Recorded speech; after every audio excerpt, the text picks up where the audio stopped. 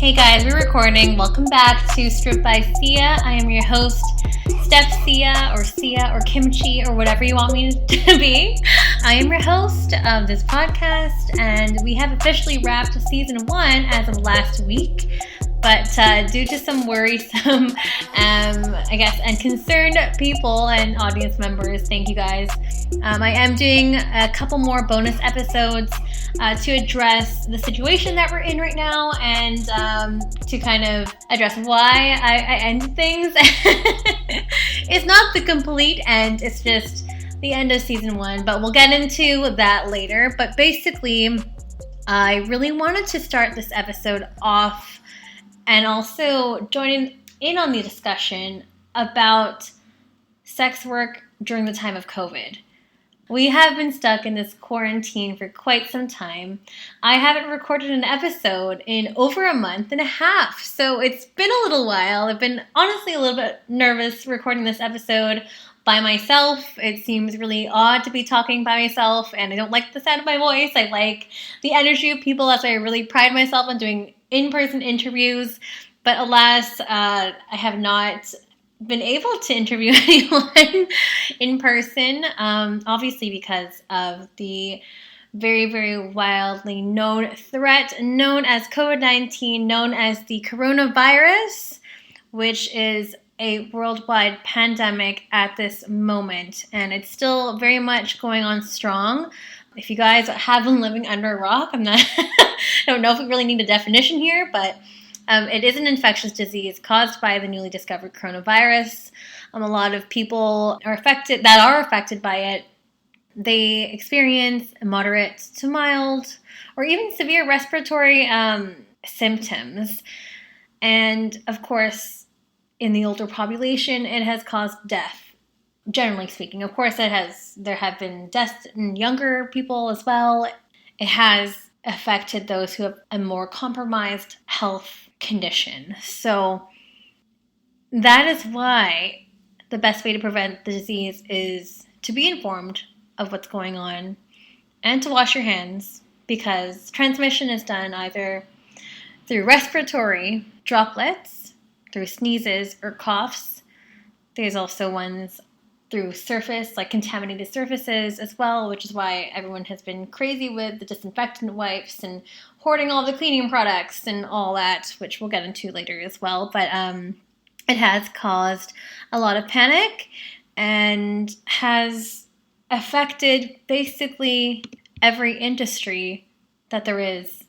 So everything from our economy, which is crashing right now, anything to do with the public, so restaurants, gyms, offices, strip clubs, they've all been affected. And it's really crazy to see and watch this unfold. I'll be honest, in the beginning, as I am a frequent traveler, I used to travel once every month to very far off places. And now I have been, lucky enough to spend time at home.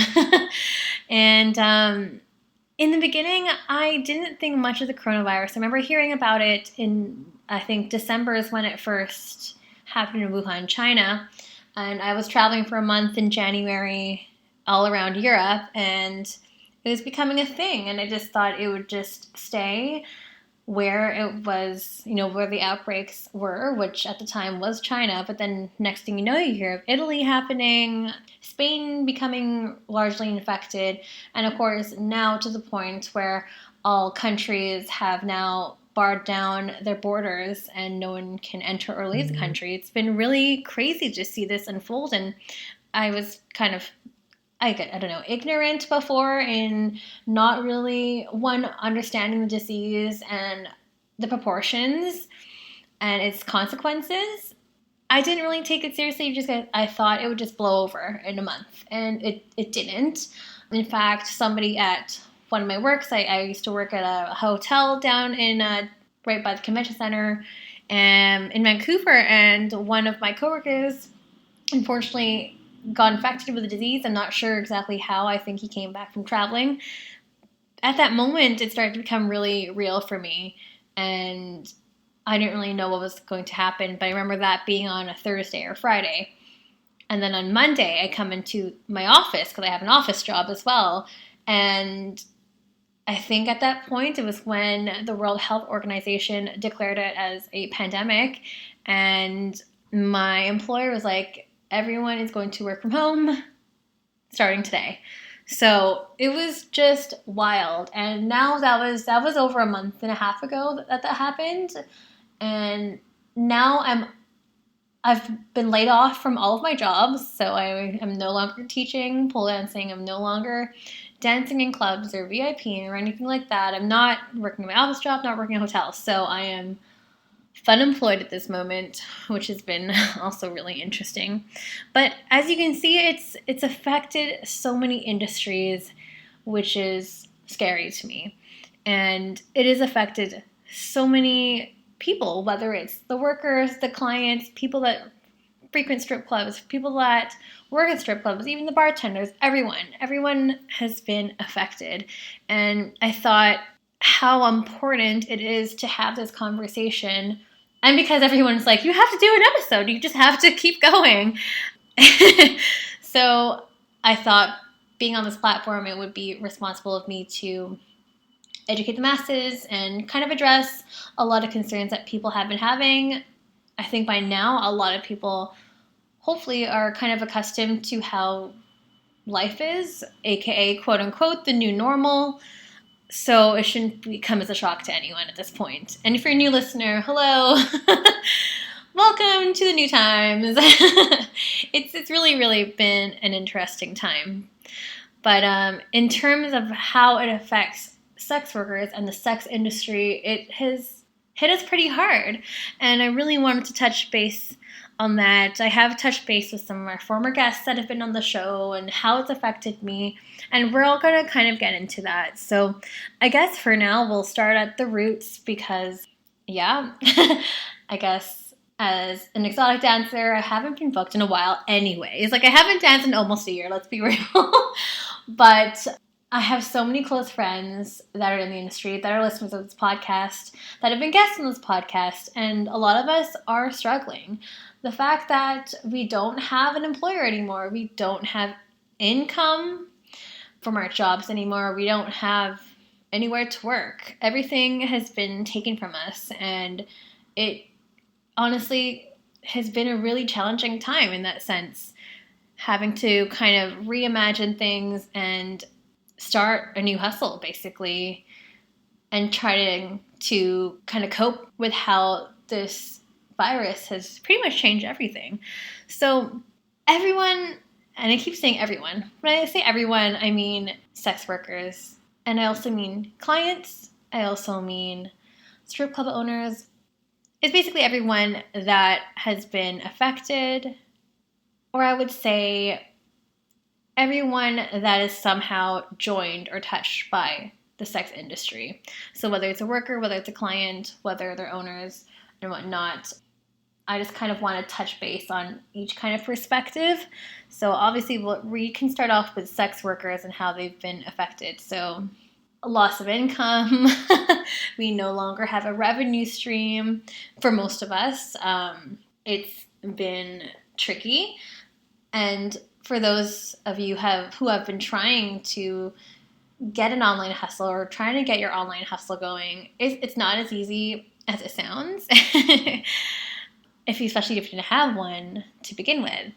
It's not just like a pick 'em and go. It's a lot of work, as a lot of people are saying, wow, this is really a full-time job. And like there's always this ongoing joke about like, oh, when the world ends, I'll just become a stripper, or when the world ends, I'll just become a cam girl and just take off my clothes. It's more than that. It's a lot of work. So I will definitely touch base on that later on, I guess, with my own story. But the clients, the people that, are there, the patrons who are always there to support us financially, and also in terms of a companion aspect as well. That's also kind of gone unless you have maintained these relationships online as well.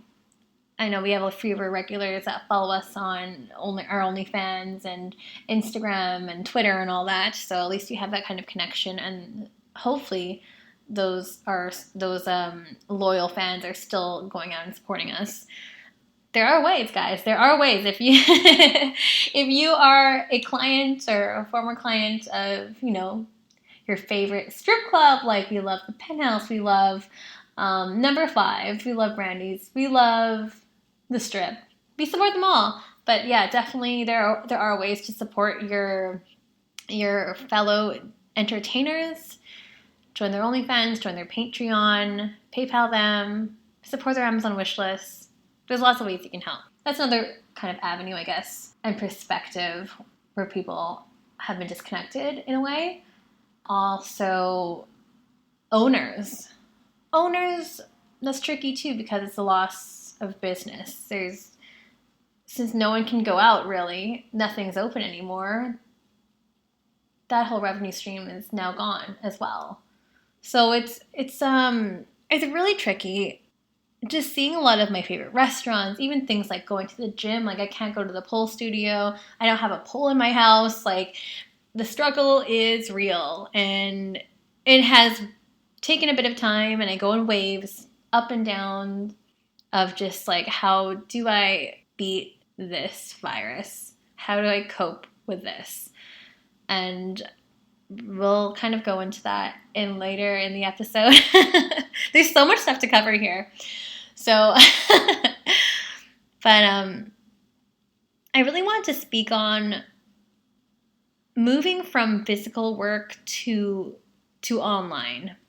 And as I mentioned earlier, how that is not as easy as it may sound, especially if you don't really have an online presence, or maybe you do have an online presence, but you're just not present enough, or you don't post enough, or you're not really making any relationships. It can be really difficult for you to be fruitful at this time. It's really interesting because, especially during this time of COVID, you're seeing an influx, a huge surge of new OnlyFans pages, new Patreons coming on, tons of new cam girls every day. I mean, that's just already normal, but now there's like a higher number for sure. And just, I guess feeling the need or obligation to hustle even harder. I know I definitely felt that when I got laid off from my office job, and I was like, hey, this would be my bread and butter. I'm on contract till June, and then I got laid off in March. Surprise, surprise! You're out of work. You don't have money anymore. What the fuck are you gonna do?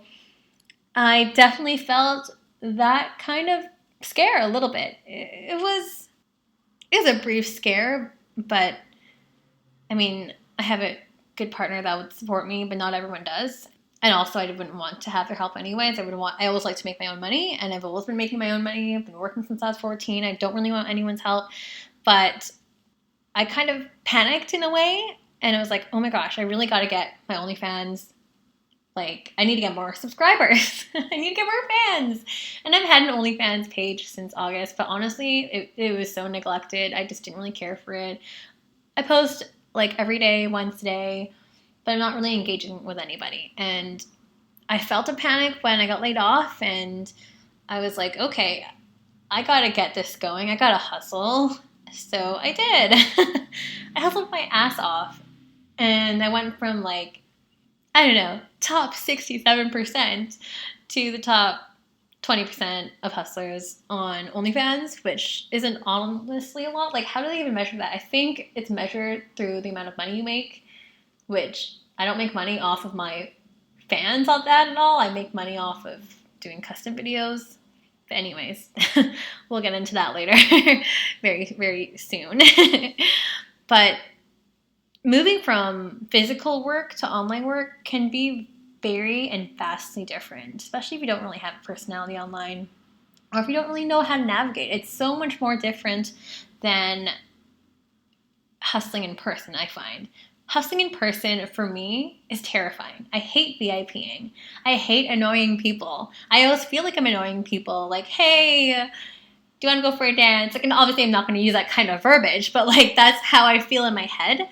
But when I'm online, I feel it so much more less annoying, if you can call it that. I just feel, because I have been working on my brand for the past little while, like when I say past little while, I've been working on this for like 7 years, but in just trying to perfect that image and, you know, kind of understanding what I want to portray out in the World Wide Web.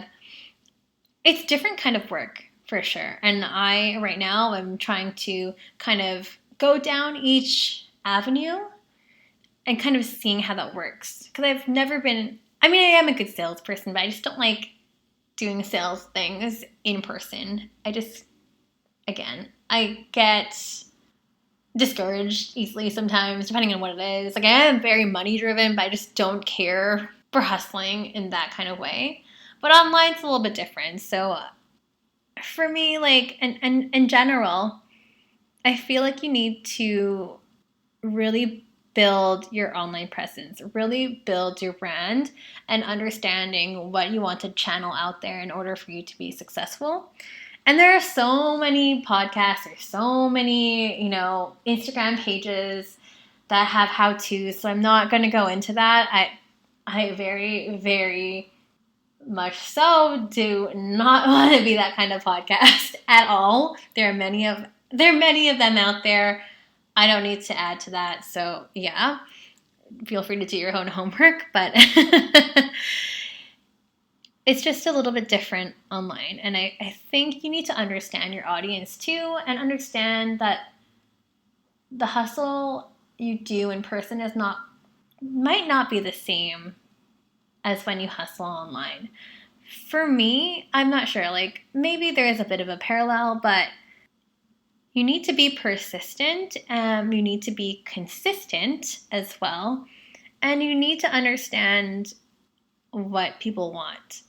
But there's also a fine line of, you know, what are people wanting, but also understanding your own boundaries, understanding that you might not be comfortable with putting certain things out there, you know? It's really up to you, but there's so many different ways and so much different content that you can put out there. I remember a lot of fans out there would ask, what kind of content is on your OnlyFans? I'm just like, buddy, just pay the $20 and find out. It's like, and I tell them like, well, it'll have some videos on this, it'll have some photos on this, quote unquote, exclusive content. And it is. A lot of it is. It's a lot of outtakes and things that don't go on my Instagram. Because I hardly post my Instagram nowadays. But it is whatever you want it to be. But of course, if you have your own boundaries and you have your own restrictions, you should definitely respect that and don't feel the need that you need to post everything out there for the world to see. Sure, you can, but if you're not completely comfortable with it, don't do it. So it's just really up to you. And it's because it's just so oversaturated, especially right now. There really has been a surge of like everyone having an OnlyFans. I remember OnlyFans. I remember seeing a meme about, oh, this is where everyone works, and it's like a sign that says OnlyFans, which I thought was hilarious because it's so true, and including me, because I've like been hustling my OnlyFans. I like at least one hard post every week. It's because you have to market yourself and you have to get your name out there. And how will you do that if you don't market it, right? So I think it's really important to understand how much work goes into it. It has to be consistent. You can't just be posting once a week. Otherwise, what are people on your site for? I know a lot of people that will post multiple times a day. They go on live, they post in the stories, do everything. And I think that I've learned so much from them too, and just seeing what other of my friends post. Sometimes I just like to like, you know, buy a subscription to like a girl that I think or look up to and that is doing amazing and say the top like 1.2% or whatever, and just kind of learn from them to see what they're doing, because you can also apply those principles to your own page too, right? So besides OnlyFans, since everyone's on that, I've also tried or started camming, which has been very interesting. It's almost been on my mind to start camming. So, and of course I had Shay Cutie on. I believe she was on episode 8 of the season 1 of Strip by Sia, and I learned so much from that episode, and I was so inspired, but I just never, ever took the bait. I just never dove in because I was scared. Until now, because I was like, well, what if you got to lose? You got nothing. You don't got a job. You're unemployed. You need money. You have a mortgage. So why not try this whole camming business? And honestly, I mean, this is what, 2.5 weeks since I started camming. I only really did it for a week and a half. It was an experience. It definitely was. It was a lot of fun. It's great and very fruitful during that first week. I made really consistent money. I think it was really great, and it's really cool when you get to see those your regulars tuning in.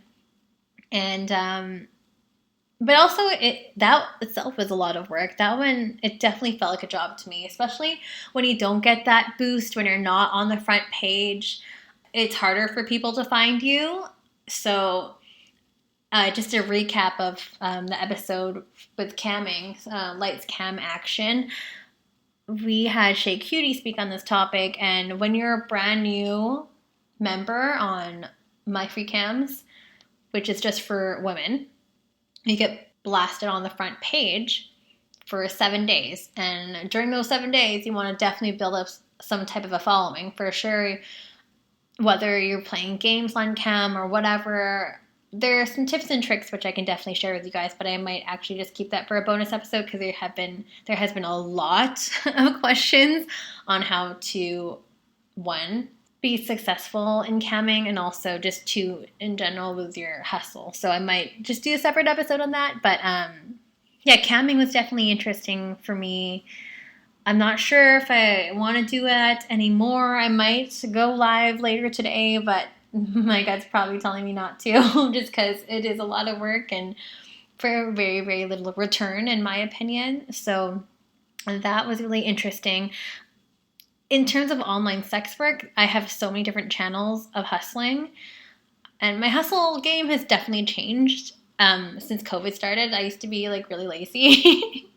And I am pretty lazy too, but like, again, having that consistency, which is super key, and just always having something out there available for your fans is important.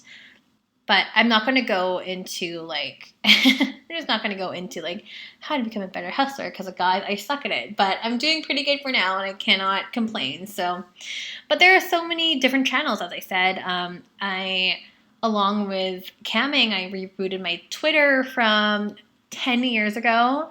I used to be really big on Twitter, and luckily I did not delete my Twitter account because now I still have like over 1,000 followers, which is good for me. So I still have those people, which is nice, but with like a different approach now too. So it's kind of interesting, but it's such a great channel for any sex worker to be on there. It's uncensored. It's just free speech everywhere. It's awesome. And it's a great way to connect with your fellow sex workers and also find a lot of new clients. So I would definitely say reboot your Twitter for that, or at least start one if you don't already have one. What else? Yeah, I've been pushing my OnlyFans a lot. I've been selling my socks and slippers on eBand.net for all my fellow foot fetish people. So a lot of people found that episode really interesting with my foot slave. Thank you for all the cool comments. You really appreciated that.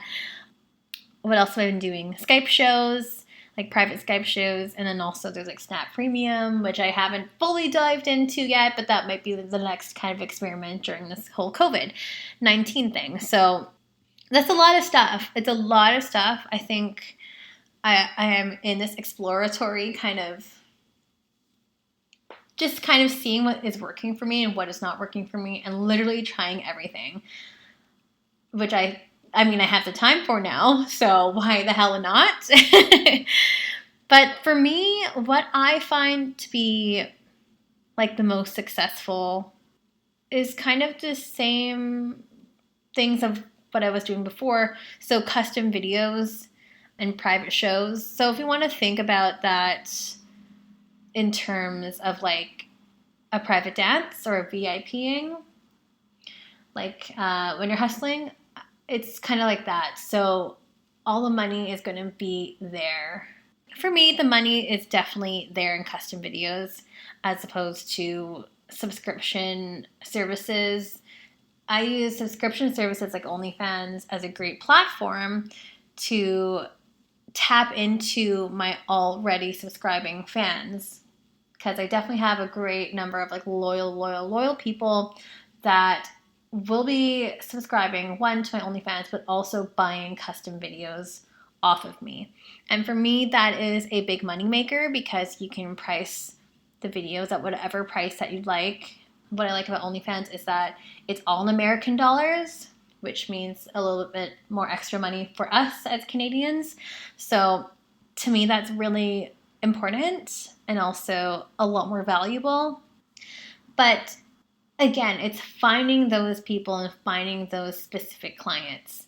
And those you can't just find overnight. I mean, sometimes, I don't know, I've been really lucky over the past, say, 4 years of being in this industry that I've definitely found a lot of loyal fans and followers that will buy the shit out of my Amazon wish list, or like send me money on PayPal or e-transfer me or whatever. It's great. And I get a lot of questions in terms of like how to price custom videos and whatnot. And I will probably address that in another episode because it's a very big discussion. Because it depends on what you're offering in your video, like what exactly is the content you'll be showing, but it's also like, what are you into? What do you actually enjoy making? So I don't want you guys to sell yourself short and stuff too, but I also want people to be successful and be fruitful during this time too, and especially when money is a little bit tight. So yeah, but it really is, honestly, and this is the only kind of tippy, advicey things that I can give to you guys. I can only share the advice that has worked for me. And what has worked for me is always being a nice person. As cliche as that sounds, it honestly has helped me so much in every single aspect of any job I've had in terms of sex work, or just any job really, is just being kind to people and just really fostering and maintaining the relationships that you make. And this is absolutely applicable to online sex work or online work in general, because you are building a brand, you are kind of marketing yourself, or at least I have, and people like the personality that they see. So I have a lot of different channels, I have a lot of different mediums where my voice is heard, including this podcast, including my blog, including my live sessions, my Sia in the Kitchen cooking show on Sundays, my Filipino Fridays cooking show on Fridays, and now expanding that to YouTube.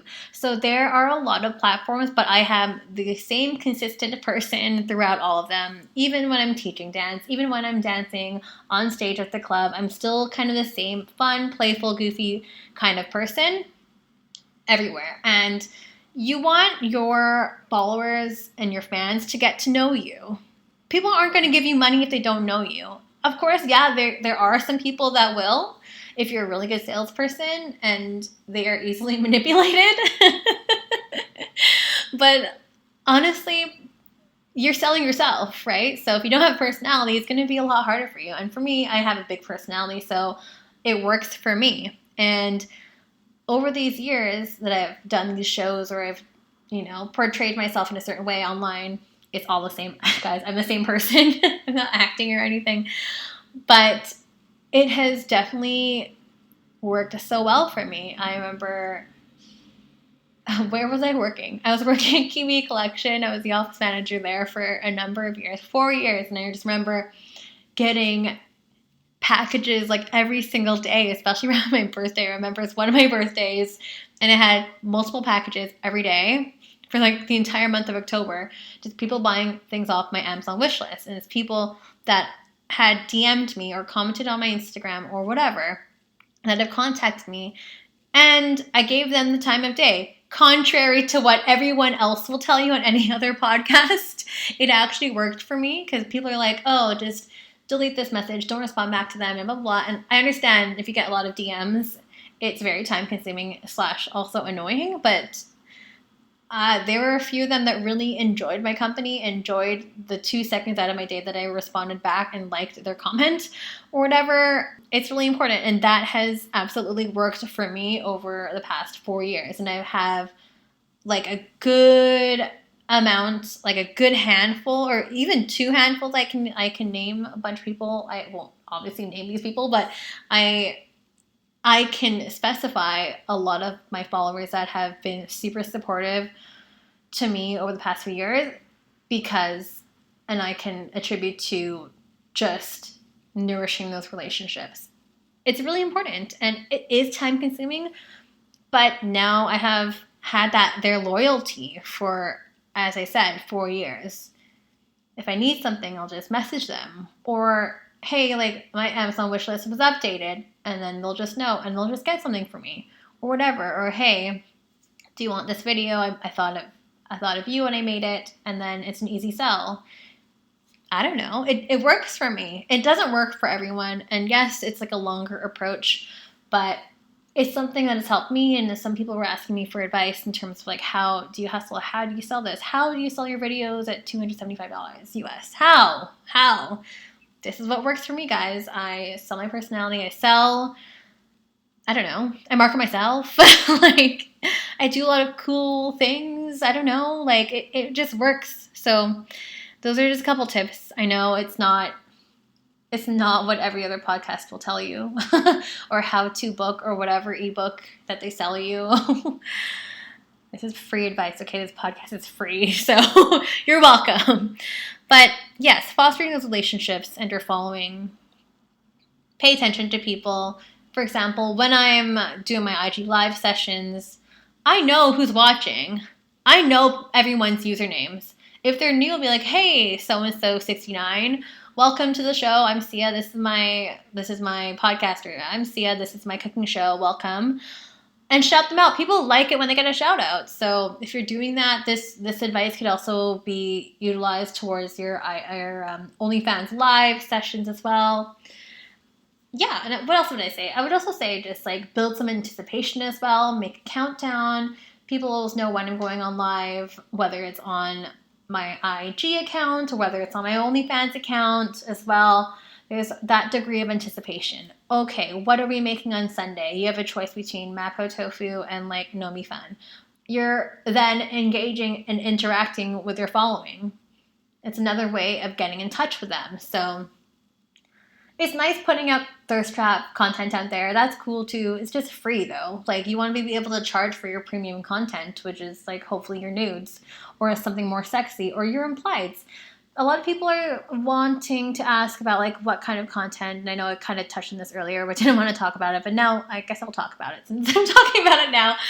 What kind of content do you put out there? It doesn't have to always be nudes. It doesn't have to be all these like fingering videos. If that's what you want to do, that's cool, but I don't want to do that, and I know people will definitely pay a lot more money for that shit, but I don't really want to do it. And if you don't want to do it, then don't do it. Don't be a sellout to yourself.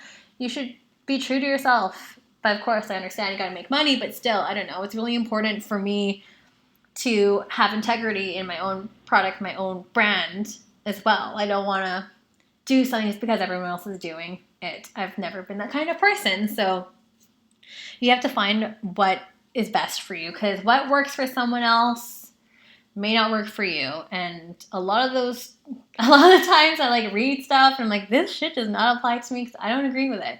So I did shit my own way. So I feel like I'm just going on so many tangents here. But yeah, no, I just really wanted to kind of stress that importance because that is what has worked for me. Hopefully it'll work for you as well. But yes, getting to know your followers, growing your audience, building some loyalty. And you can do that across multiple platforms. Really, you really want to expand and touch as many people as you can and try to get as much exposure as you can. And I do that on multiple platforms, whether it's on YouTube, Instagram, Twitter, my Facebook, my blog, everything. So you want to have your presence known. You got to make those steps. Join some forums, maybe. Join Reddit. There's a lot of places you can do things online, and that's for free. So get creative. Guys, get creative. I don't know what else to tell you. What else were we talking about? But yeah, I understand. It's tricky, and it is sometimes you may feel desperate during this time too, because hey, I lost all my money. I lost my source of income. Losing your drive, losing your motivation, dealing with depression, dealing with weight gain, dealing with a full bush down there. These are all the things that I've been feeling and or have felt during this time. Like, I can't even count how many days we've been in quarantine now, but it's I've felt a lot of things, and it's difficult. It does go in waves, so it definitely has had its ups and downs, and luckily this week has been an okay week. Other days have been up, other days have been really, really low, and really dark, and been very antisocial, especially not seeing your friends, not being able to see your family and stuff, and just how people's behaviors have changed with the whole quarantine and COVID. It's just crazy. Like, going out to the store, I don't go to any large stores anymore if I don't have to.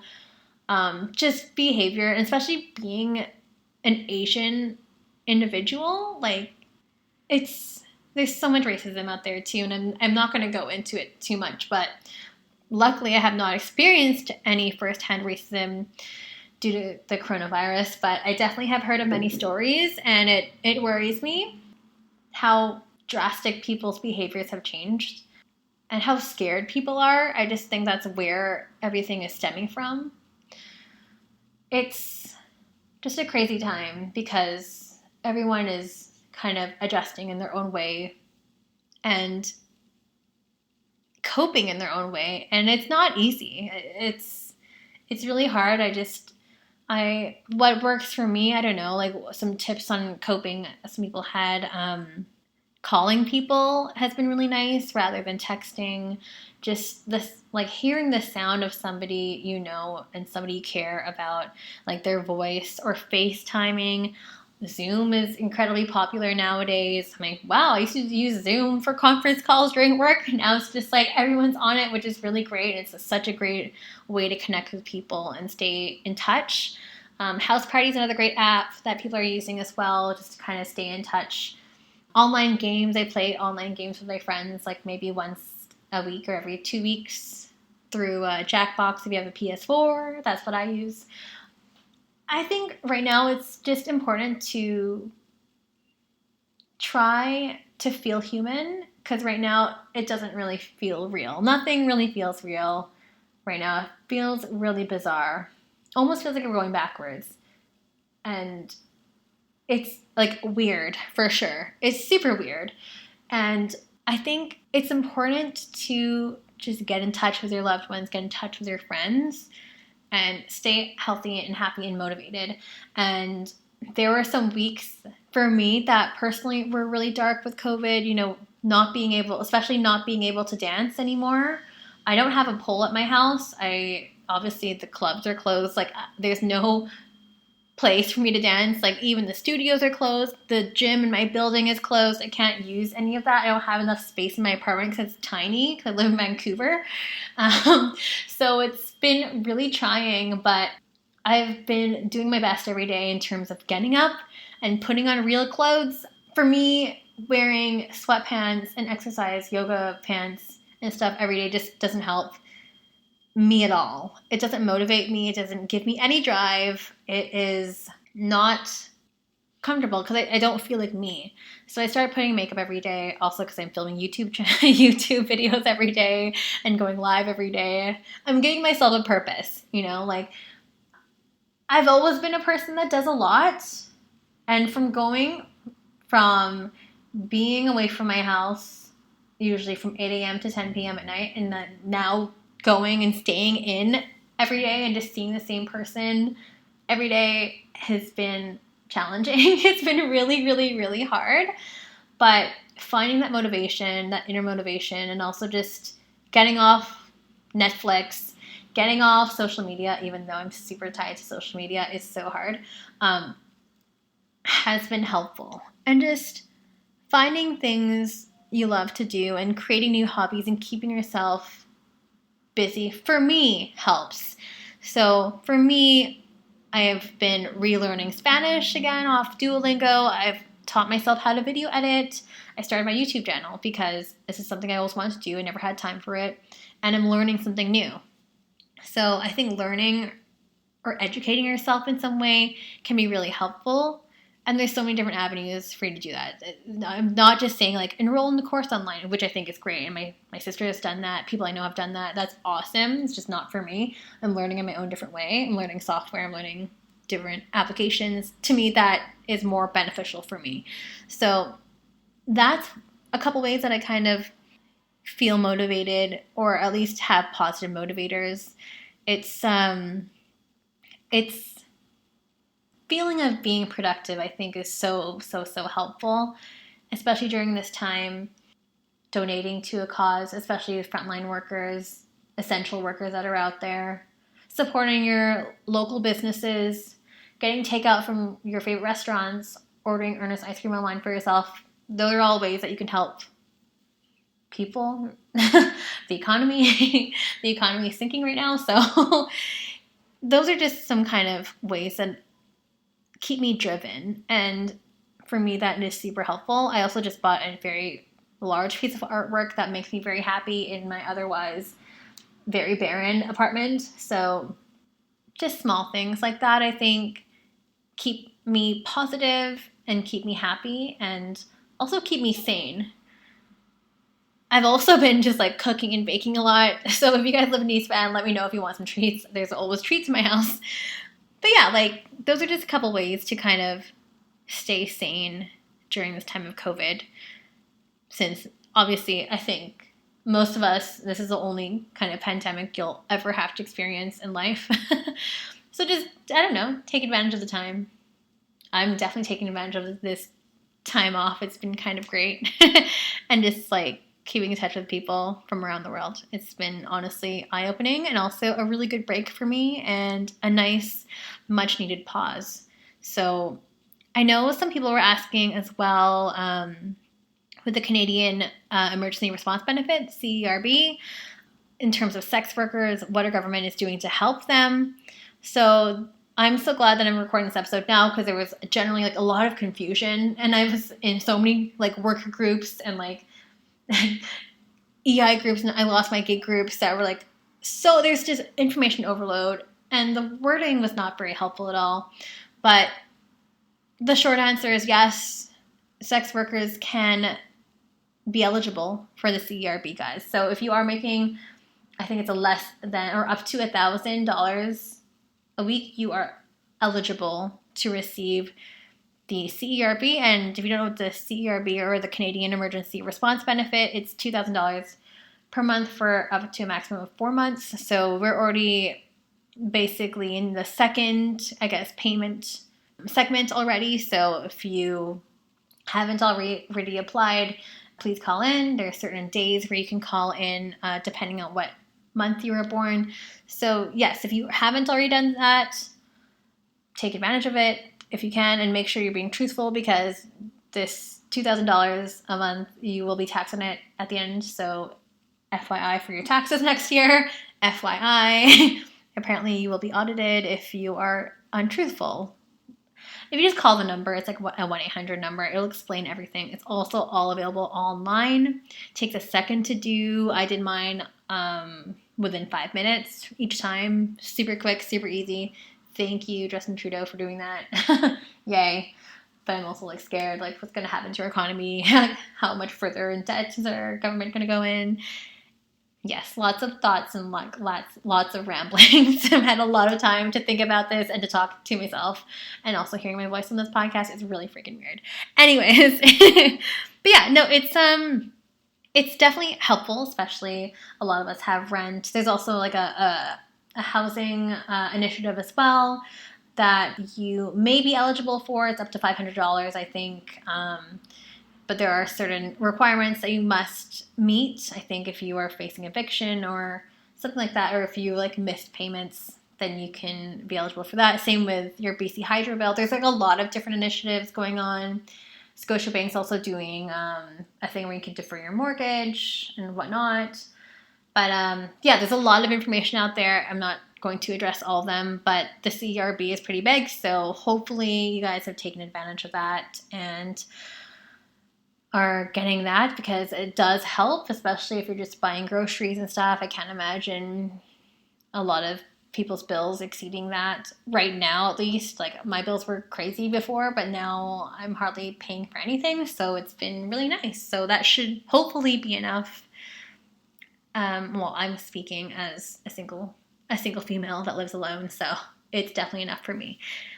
It's definitely helpful and great, not just for sex workers, but also people that are in different types of like creative work.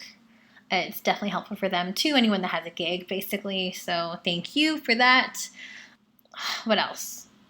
Post-COVID, there are a lot of articles about going back to normalcy. What is normal?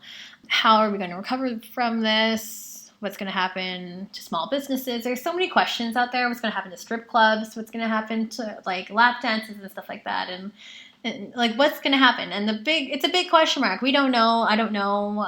My thoughts on it, it's not going to just go back to normal just like that. Once the borders are open, once everything opens again, it's just, I don't think it's going to be business as usual. I think people are going to be very cautious, especially considering people's actions and how reactive people are and their behaviors are.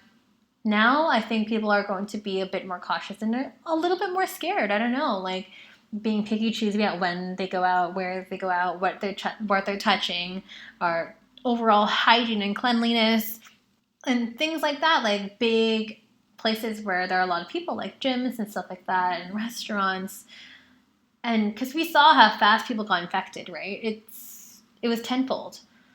I mean, luckily here in Canada, it hasn't been that bad on the West Coast, at least in Vancouver, where I'm recording from. But if you look at our neighbors down south, it's just, oh my God, what the hell is going on down there? It's just insane. And I think today that I'm recording, the state of Georgia is like everything's open for business again. I'm just really curious to see if they will have a lot more, or if they're going to have like a higher rate of infection. Who knows? This virus takes 2 weeks to incubate, so I don't really know. And the symptoms are very similar to flu, right? So those are just pretty normal symptoms that you would familiarize yourself with. So I don't know what's going to happen when we reopen. I don't know what happens when strip clubs are going to go open. I don't know, but I don't know. I think the whole working from home thing, a lot of companies will be more open to it because they have been forced in that kind of situation. And honestly, as the person that works for corporate or used to work for corporate, the importance of having that option is so, so key. And especially not just because of the pandemic and not just because of, I don't know, whatever. Like, it's important to have that option. And I know some companies, especially traditional ones, are just very picky, choosy about it. And like only certain people can do that. Certain members can do that and whatnot. But I think it's important to have that. And hopefully that work from home option will be here to stay and will be much more widely accepted moving forward. But other than that, like, I don't know. Like, there's so many industries that are affected by this, and it's just so hard to imagine like what's going to happen. Like, I don't even know when our borders are going to be open, what traveling is going to be like.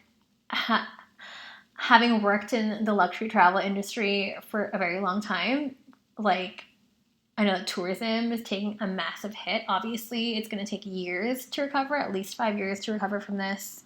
If that, just because I used to work with like a lot of like luxury hotels and stuff, everyone is suffering. My hotel that I used to work for closed. Like, there's no one there anymore. It's just super eerie. I know a lot of other hotels have been closed as well. So I don't know what's going to happen in terms of that, what's going to happen in terms of tourism in the city, in terms of customers, in terms of anything like public facing. I don't know. Sorry, I don't have an answer for it. But I'm just scared that small businesses won't be able to survive it. I'm worried about strip clubs not being able to reopen. This is a huge, huge, huge loss of revenue. Same with restaurants, my favorite restaurants, not being able to open because that's like a huge, like, there's just so much money just going down the drain. So I don't know. I just hope people can survive this, and I hope if there's some way the government can provide something that won't be digging us into a wider hole. Who knows? But there's just so many topics to cover. What does it mean for this podcast? I mean, I kind of addressed it in the last episode, and I was like, I don't know. Is this the end of season 1? Like, do you want to be able to record via Zoom? And I might dabble with that. Like, I think, do a mini COVID series just because there are so many questions, and this is just a big rambly episode.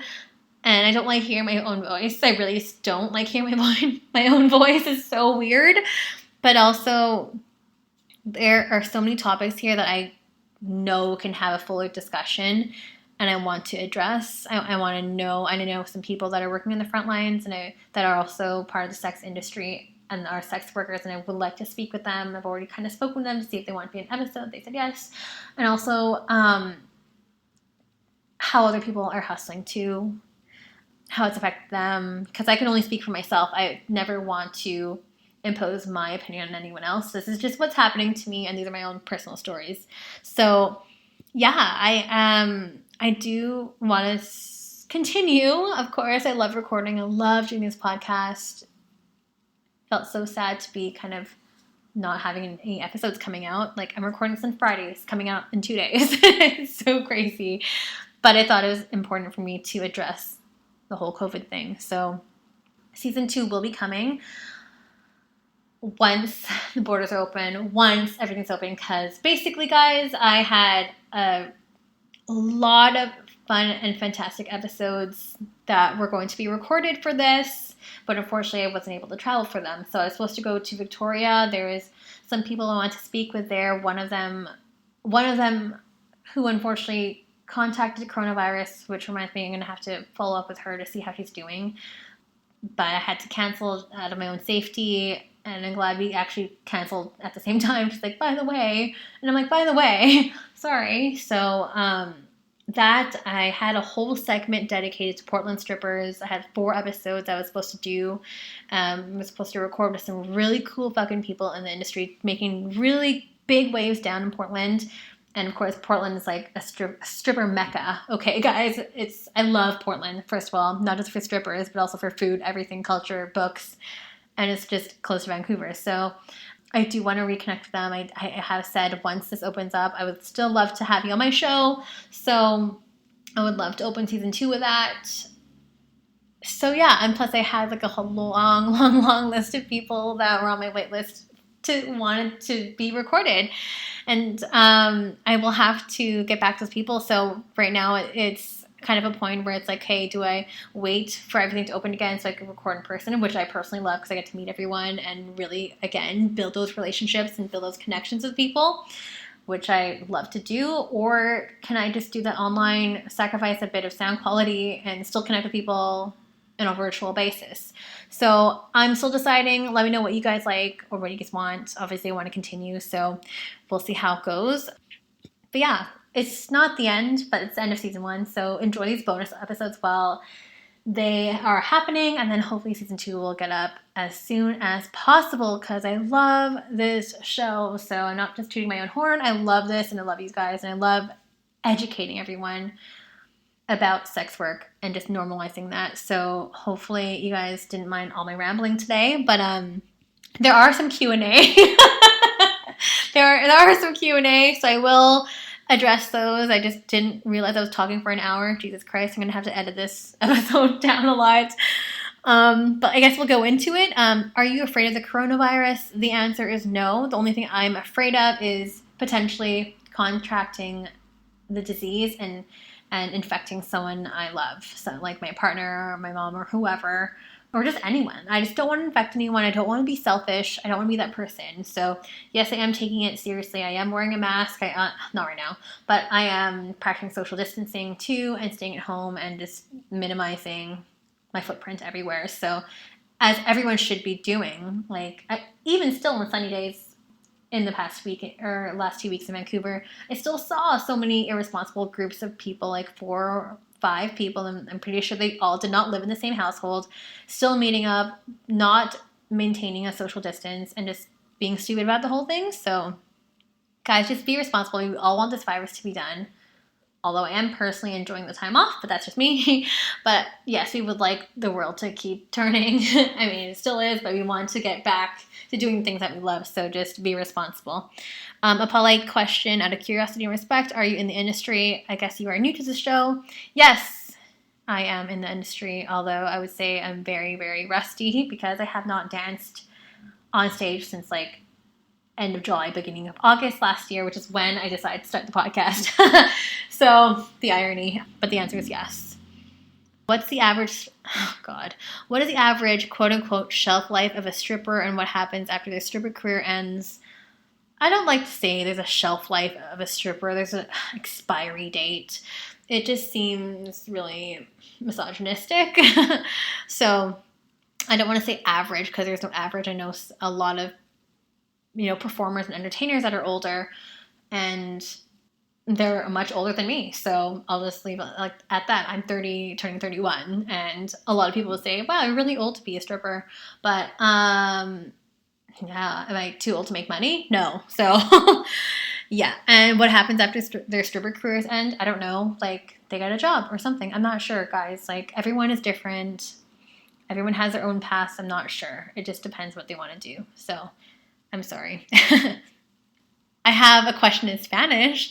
Lo que estás haciendo hoy te lleva donde quieres estar mañana. So luckily, I'm learning Spanish again, and I know what that means. So basically what the gist of that question means is, what are you doing today, and what are you doing today that takes you where you want to be tomorrow? As I said earlier, I'm really focusing right now on just teaching myself different tools and applications. So right now I'm teaching myself Final Cut Pro so I can edit videos, work my YouTube channel, and make my own content where I don't have to pay people. And doing that and just, I don't know, teaching myself about SEO and just trying to help myself market myself better. I don't know. That prepares me for tomorrow. I'm always learning something. I'm always doing something. That's why I'm so busy. Still busy in the time of COVID, which is kind of crazy. But yeah, every step that you take to this day will always help you tomorrow, hopefully, unless you're doing nothing. And there's nothing wrong with doing nothing. I just am built in this way where I have to be doing things all the time. So that's just me. But yeah, and also just trying new things. Trying new things helps you experience things and learn. So those are essential things and also really important. I'm also getting really thirsty right now.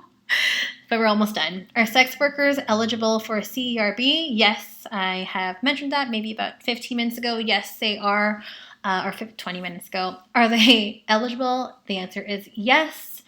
As long as you're making up to $1,000 a week, yes, you are eligible for the CERB, which is $2,000 a month provided by the Canadian government. Thank you.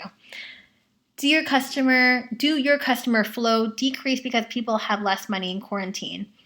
I guess she's saying, is there less customers now because people are making less money in quarantine?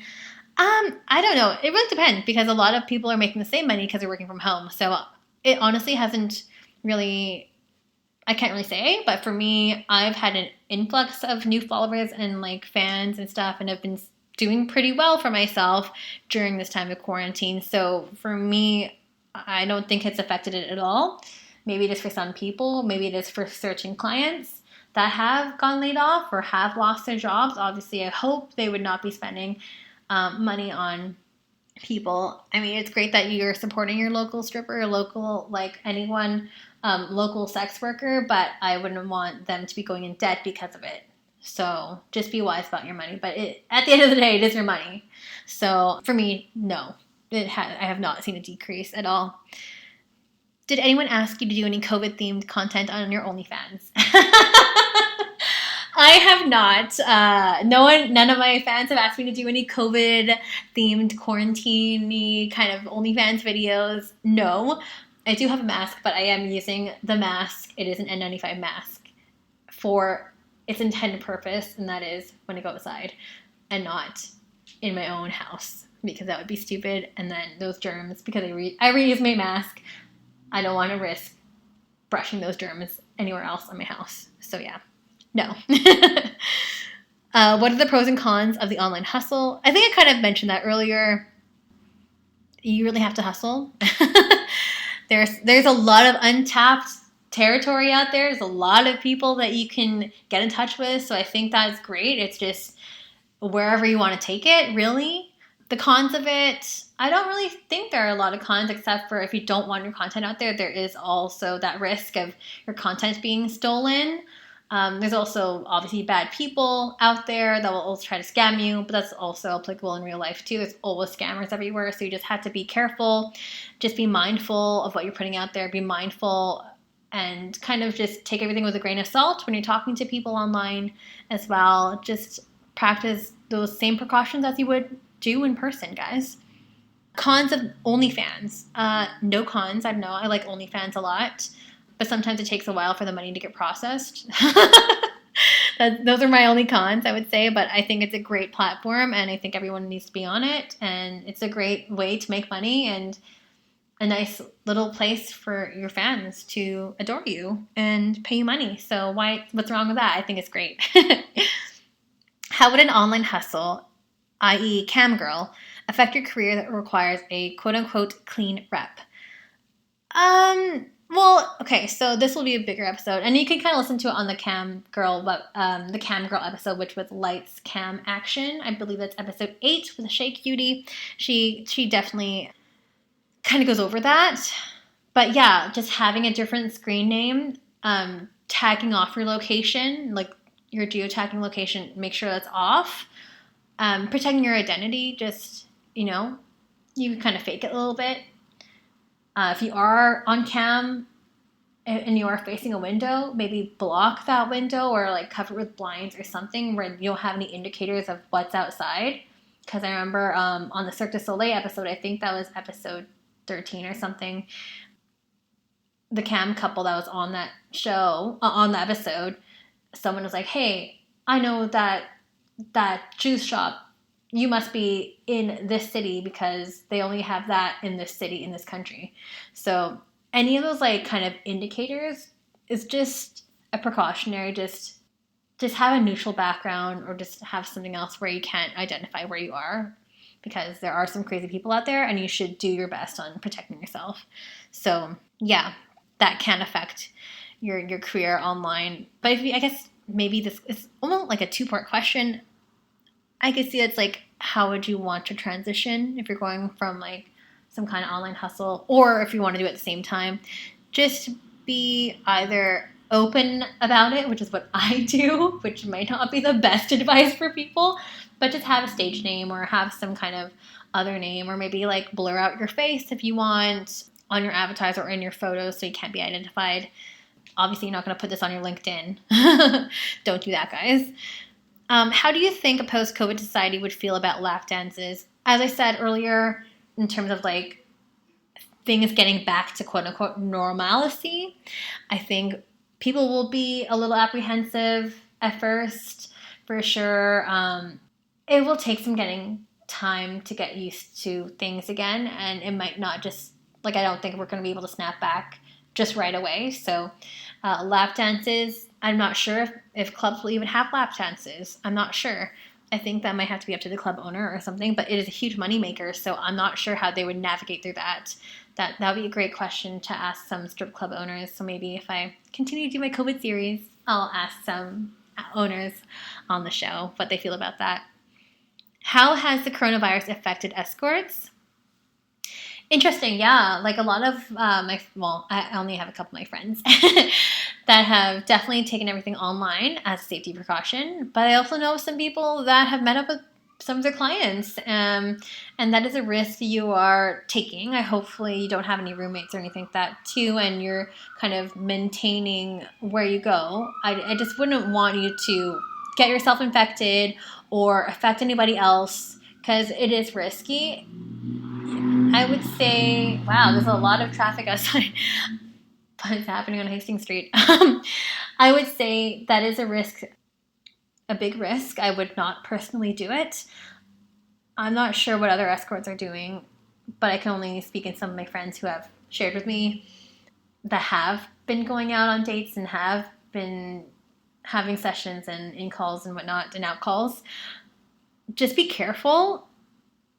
just be careful and just be responsible, guys. That's all I can say. And if you want, I can see if I can interview some of them or have some sound bites. And I'm not sure if that would be enough for a full episode, but I can definitely see what I can do for that to answer that question with more depth because I can't speak on them personally. But yeah, they're asking also, I guess, fewer clients, riskier clients. I don't know. So I'll have to get back to you guys. But that brings me to the end of this episode. So weird to be by myself. I don't like it. I don't like talking by myself for an hour plus. But hopefully you guys are still listening, and hopefully I answered some of your questions in terms of like how we deal with coronavirus, how we move forward with this, and what's going to happen next, and what's going to happen to the podcast, and what's going to happen to sex workers, and what is going to happen. Who knows? Again, as I said, it's a big question mark, so we do not know, but I will continue this mini-series. I am going to have an AMA, I think, next week as well, because there are lots of questions that came in that people have had throughout the course of season 1 that have asked me, so I'm going to answer your common questions as well as any questions that you may have. So if you have any other questions, feel free to get at me. So Sia Steph is my personal Instagram, or Strip by Sia. Feel free to relay those questions that way, and hopefully you guys are still listening. Guys, I just tend to go on a lot of tangents, so hopefully this has helped you understand kind of what we're going through during this weird time of corona, and how we navigate through it. And hopefully it has given you guys some insight, whether or not you're in the sex industry. Hopefully it's been comforting in some way and or informative. So thank you for listening, and I will catch you guys in for another bonus episode next week. Will be an AMA with me. So much fun. Okay, we'll see you guys next week. Take care. New episode next Sunday. Bye.